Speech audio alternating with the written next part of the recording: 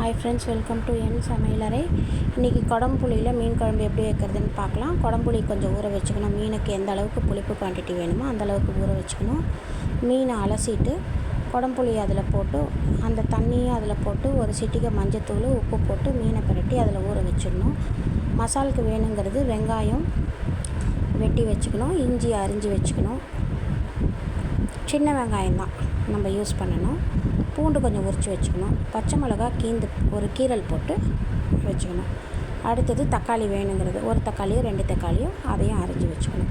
இப்போ ஒரு வாணலியில் நல்லெண்ணெய் ஊற்றி கடுகு வெந்தயம் எல்லாத்தையும் போட்டு பொரிஞ்ச உடனே வெங்காயம் இஞ்சி பூண்டு அரிஞ்சு வச்சுருக்கோம் இல்லைங்களா, அதை போட்டு நல்லா வதக்கிடணும். வதங்கினதுக்கப்புறம் கீரல் போட்ட பச்சை மிளகாவையும் அதில் போட்டு மிளகாத்தூள் மல்லித்தூள் மஞ்சத்தூள் உப்பு போட்டு நல்லா வதக்கிடணும். வதங்கினதுக்கப்புறம் தக்காளி பழத்தை அதில் அதுக்கப்புறம் தான் போடணும்.